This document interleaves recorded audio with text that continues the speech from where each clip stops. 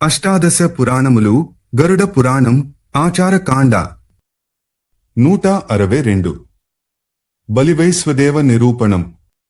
Video చేసినవారు Kanchi త్యాగరాజులు. బలివైశ్వదేవ నిరూపణం. ఇప్పుడు వైశ్యదేవ హోమ విధిని బోధిస్తాను. ముందు అగ్నిని రగిల్చి ఓం కవ్యాదమగ్ని ఇత్యాది మంత్రాలతో హవ్యాంశాలను కొన్నిటిని అగ్నిలో వ్రేల్చాలి.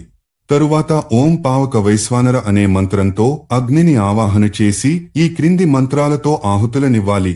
ఓం ప్రజాపతయే స్వాహ, ఓం సోమాయ స్వాహ, ఓం బృహస్పతయే స్వాహ, ఓం అగ్నిష్టోమాభ్యాం స్వాహ, ఓం ఇంద్రాగ్నిభ్యాం స్వాహ, ఓం ద్వావా పృథివీభ్యాం స్వాహ, ఓం ఇంద్రాయ స్వాహ, ఓం విశ్వేభ్యో దేవేభ్యః స్వాహ, ఓం ఓషధివనస్పతిభయ స్వాహ, ఓం గృహ్యాయ స్వాహ, ఓం దేవదేవతాభ్యః స్వాహ, ఓం ఇంద్రాయ స్వాహ, ఓం ఇంద్రపురుషేభ్యః స్వాహ, ఓం యమాయ స్వాహ, ఓం యమపురుషాయ స్వాహ, ఓం బ్రహ్మణే స్వాహ, ఓం అద్భ్యః స్వాహ, ఓం సర్వేభ్యో భూతేభ్యో దివాచారిభ్యః స్వాహ, ఓం వసుధా పితృభ్యః స్వాహ.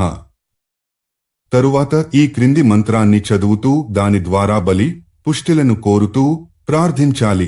ఓం ఏ భూతాః ప్రచరంతి దీనాశ్చ నిమిహంతో భువనస్య మధ్యే తేభ్యో బలిం పుష్టికామో దదామిమై పుష్టిం పుష్టిపతిర్దధాతు. ఆచార 216-2. చివరగా ఓం ఆచాండాల పతిత వాయసేభ్యో నమః అనే మంత్రం ద్వారా కూడా కాకి మున్నగు వాటికి బలులివ్వాలి. అధ్యాయం 216.